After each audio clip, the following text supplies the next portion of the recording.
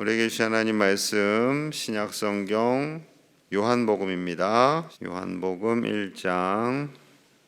오늘도 우리 친구 되신 주님과 함께 동행하시기를 축복합니다. 어제까지 열왕기하의 말씀을 통해서 은혜를 나누었습니다. 오늘부터는 요한복음을 시작합니다. 구약 성경은 한 방향으로 나아가는데 그 방향은 예수 그리스도입니다. 오실 메시아이신 예수님을 바라보며 구약 성경이 쓰여지게 되었는데요. 이제 오늘은 그 결정체인 요한복음을 통해서 예수님의 사역을 함께 나누고자 합니다. 요한복음은 마태, 마가, 누가복음과는 조금 달라요. 마태, 마가, 누가복음은 공관복음이라고 해서 성령님의 인도하심을 따라 공관, 같은 관점에서 예수님의 사역을 기록한 거지요. 그래서 주로 사건 중심으로 기록이 되어 있습니다. 그런데 요한복음은 좀 달라요. 요한복음은 예수님의 말씀, 대화 중심으로 기록되어 있어요. 그래서 예수님의 오심, 사역, 죽으심, 부활에 대해서 더 구체적으로 기록하고 있습니다. 자, 요한복음의 시작은 예수님이 누구이신지부터 말씀합니다. 1절, 2절 같이 봅니다. 1절, 2절 시작. 태초에 말씀이 계시니라. 이 말씀이 하나님과 함께 계셨으니 이 말씀은 곧 하나님이시니라. 그가 태초에 하나님과 함께 계셨고. 아멘. 태초에 말씀이 계셨습니다. 그 말씀이 바로 예수님이시죠. 즉 예수님은 성부 하나님과 함께 태초에 계셨고 천지를 함께 창조하셨다라는 것입니다. 왜 예수님께서 자신을 말씀이라고 표현하실까요? 하나님 자신이 바로 그 말씀 자체이고 말씀하시는 하나님이십니다. 우리의 눈에 보이지 않는 하나님이세요. 그 하나님께서 말씀이신 주님을 사람의 몸으로 이 땅에 보내신 거죠. 자, 3절에서 5절입니다. 만물이 그로 말미암아 지은 바 되었으니 지은 것이 하나도 그가 없이는 된 것이 없느니라. 그 안에 생명이 있었으니 이 생명은 사람들의 빛이라. 빛이 어둠에 비추되 어둠이 깨닫지 못하더라. 자, 말씀이신 예수님을 생명 또한 빛으로 표현하고 있습니다. 말씀이신 예수님께서 성부 하나님과 함께 천지 만물을 지으셨고 그 안에 생명을 넣어주셨어요.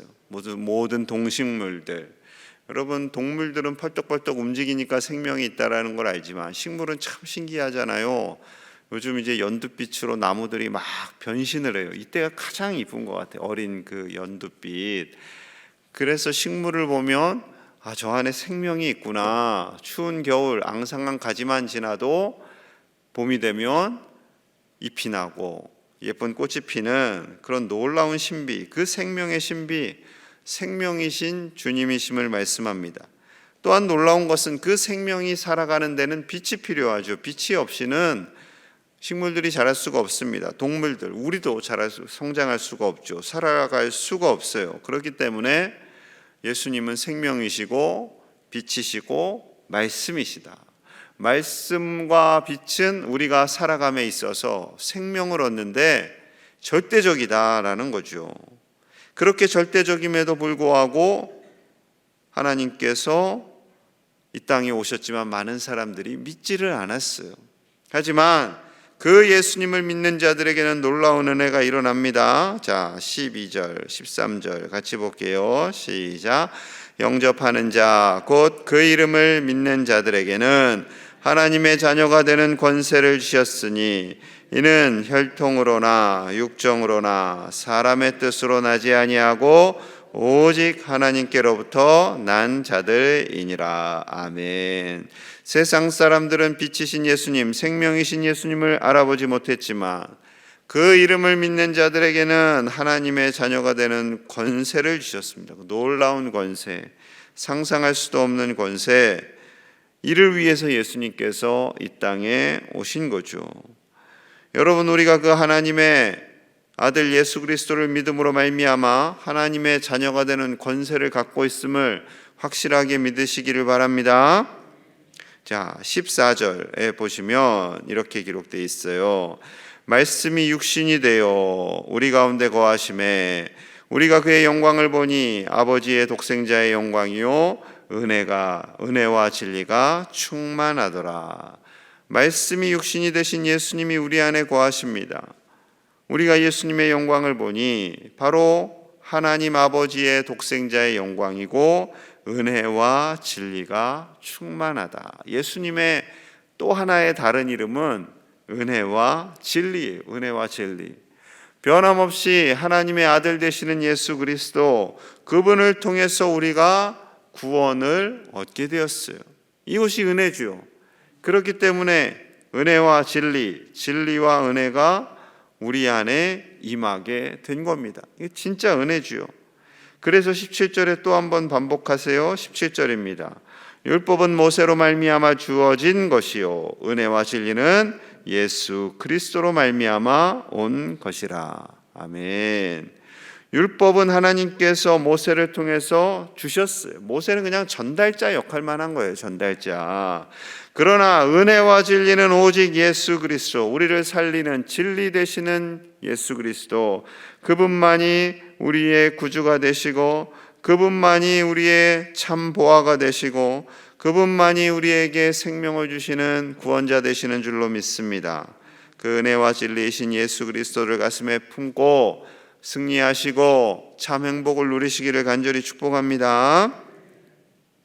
예수님께서 오실 때 예수님의 길을 예비한 사람이 있어요. 세례 요한입니다. 세례 요한에 대해서 쭉 설명하고 있는데요.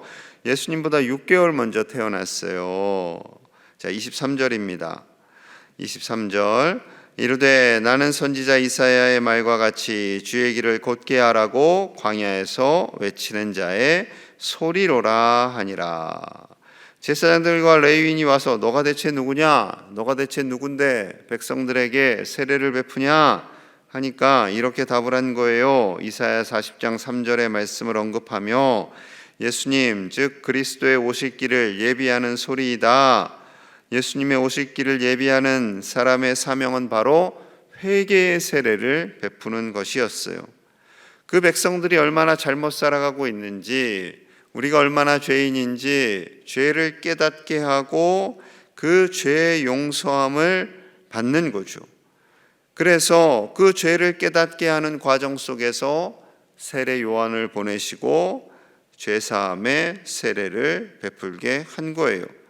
자, 26절과 27절입니다. 26절 요한이 대답하되 나는 물로 세례를 베풀거니와 너희 가운데 너희가 알지 못하는 한 사람이 있었으니 곧 내 뒤에 오시는 그이라. 나는 그의 신발끈을 풀기도 감당하지 못하겠노라 하더라. 감히 예수님의 신발끈을 풀기도 감당하지 못할 예수님, 그분을 위해서 세례 요한은 잠시 왔다가 사라지는 그런 종에 불과하다라는 거죠. 여러분, 세례 요한 대단한 사람이에요. 천사의 예고로 태어났어요. 나시린으로 평생을 헌신했어요. 그럼에도 불구하고 그는 겸손했어요. 아주 겸손했어요. 저는 예수님의 신발끈 푸는 것도 감당하지 못합니다 라는 겸손함이 있었던 거죠. 여러분, 목회자이든 항존직이든 교회에서 어떠한 역할을 감당하든 우리는 겸손해야 할 줄로 믿습니다. 오직 겸손해야 돼요. 오직 겸손. 교회 지도자들이 날이 갈수록 더 겸손해야 돼요. 어떤 목사님이 하나님 나한테 까불면 죽어 이랬다고 하죠. 여러분, 그건 실수가 아니에요. 감히 할 수 없는 말이에요. 그건 사탄이나 할 수 있는 말이에요.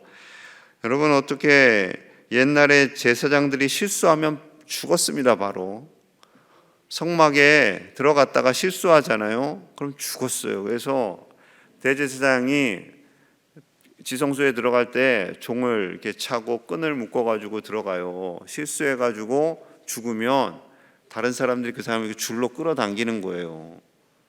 그 정도로 무서운 사명을 감당하는 사람들이 바로 제사장들이었던 거죠.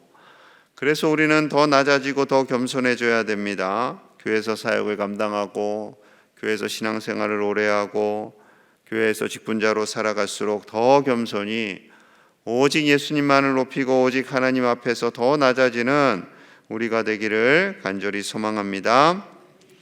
하나님께서는 이 땅에 예수님을 보내시면서요, 동역자들을 예비하셨어요. 예수님 절대 혼자 사역하지 않으셨습니다. 먼저 쓰임받는 사람이 세례 요한이었고요. 그리고 그 다음에 제자들을 부르시죠. 베드로의 동생 안드레를 먼저 보셨는데, 이 안드레는 먼저 세례 요한의 제자였어요. 세례 요한의 제자. 자, 40절 봅니다. 40절. 요한의 말을 듣고 예수를 따르는 사람 중에 하나는 시몬 베드로의 형제 안드레라. 그가 먼저 자기의 형제 시몬을 찾아 말하되 우리가 메시아를 만났다 하고, 메시아는 번역하면 그리스도라. 세례 요한이 예수님을 보고 하나님의 어린 양이시다 라고 말했어요. 그러자 그 고백을 듣고 2명의 제자들이 예수님을 따라갔어요. 스승님을 바꾼 거예요. 세례 요한은 그거 섭섭하지 않아요. 어차피 예수님을 위해서 자기가 존재하니까. 자, 그 중에 안드레, 우리가 잘 아는 안드레가 예수님을 만나고 예수님의 제자가 됩니다. 그리고 형님을 만났어요. 형님에게 전하는 거예요. 형님, 우리가 메시아를 만났어요 하고 예수님께로 베드로를 인도합니다. 자, 42절 같이 볼게요. 42절 시작. 데리고 예수께로 오니 예수께서 보시고 이르시되 내가 요한의 아들 시몬이니 장차 게바라 하리라 하시니라. 게바는 번역하면 베드로라. 아멘. 게바, 너를 장차 게바도 반석이라는 뜻이고 베드로도 반석이라는 뜻이죠. 게바는 유대식 이름이고 베드로는 헬라식 이름입니다. 같은 이름이에요. 같은 뜻이고 그만큼 중추적인 역할을 할 거라는 거죠. 그 반석과 같은 믿음으로 말미암아 하나님께서 주실 큰 사명이 있다라는 거예요. 그리고 예수님께서 빌립과 나다나엘을 부르십니다. 그들을 통해서 제자 삼고 예수님의 사역을 함께 이루어 가는 거죠. 한 명씩 제자들이 세워집니다. 12제자뿐만 아니라 70명의 제자가 있었고 70명보다 더 많은 사람들이 예수님을 따르게 되었던 거죠. 여러분, 우리도 예수님의 제자로 살아가는 줄로 믿습니다. 우리도 예수님의 제자로 사는 거예요. 더 성숙하고 더 믿음을 감당하는 예수님의 제자, 예수님이 기뻐하시는 제자, 우리를 향해서도 동일하게 게바라, 베드로라 부르심을 받는 저와 여러분들 되시기를 간절히 축복합니다. 반석과 같은 믿음에서 이 세상에 아무리 풍파가 있고 우리를 유혹하고 세상이 정신없다 할지라도 반석과 같은 믿음, 그 신실한 믿음으로 살아 우리 주님의 마음을 시원하게 해드리는 충성된 사자들이 다 되시기를 간절히 축복합니다. 아멘. 기도하겠습니다. 하나님, 우리가 베드로와 같은 반석과 같은 제자들이 되기를 원합니다. 이 새벽에 나와 주님의 말씀을 듣고 음성 파일로 주님의 말씀을 듣고 하루를 시작하는 사랑하는 종들을 주님의 제자 삼아 주시고 이 시대에 혼미하고 복잡한 모든 상황 속에서 오직 주님의 제자로 살기를 우리 함께 결단하며 기도하고요. 또한 겸손히 주님의 말씀을 따르는 하나님의 사람들, 제자들이 다 되도록 우리 산불로 인해서 고통받는 이들이 있어요. 강원도에서 산불로 인해서 고통받는 저들의 몸과 마음을 하나님 재산을 속히 회복시켜 주시기를 우리 함께 간절히 마음 모아서 기도합니다. 하나님 아버지 감사합니다. 하나님의 은혜로 나아갑니다. 주님의 제자로 살게 하시니 감사합니다. 우리가 주님의 제자로 삽니다. 주님의 제자로 삽니다. 반석과 같은 믿음의 제자로 삽니다. 아버지 도와 주시옵소서. 아버지 우리와 함께하여 주시옵소서. 하나님의 말씀을 따라 살기를 원합니다. 겸손히 주님의 말씀만을 따라 살기를 원합니다. 주여 도와주시옵소서. 세상의 혼미한 가치 속에서 흔들리지 않게 하시고 아버지여 그 속에서 주님을 잃어버리지 않게 하셔 주시옵소서. 우리 자녀 손들이 오직 주님과 동행하기를 원합니다. 친구 되신 예수님, 구주 되신 예수님, 우리의 반석 되신 예수님 따라 살도록 붙잡아 주시옵소서. 산불로 고통받는 강원도 백성들을 불쌍히 여겨주시고 아버지여 저들의 재산과 상한 몸과 마음이 회복되기를 원합니다. 주여 도와주시옵소서. 더 이상 산불이 일어나지 않도록 아버지의 이 땅에 단비를 더 허락하여 주시고 하나님의 은혜가 가득하게 하시고 천지 만물을 지으시고 생명을 불어넣으신 주님을 따라 살도록 축복하여 주시옵소서. 이 새벽에 나와 간절히 기도하는 종들의 기도를 들어 응답하여 주시옵소서. 하나님 감사합니다. 우리를 예수님의 제자로 불러주시니 감사합니다. 반석과 같은 믿음으로 오직 말씀이신 예수님을 따라 살아가는 충성된 사자들이 다 되게 하여 주시옵소서. 세상의 혼미한 가치 속에 빠지지 않게 하여 주시고 세상 속에서 빛 되신 예수님, 생명 되신 예수님을 드러내는 제자들이 다 되게 하여 주시옵소서.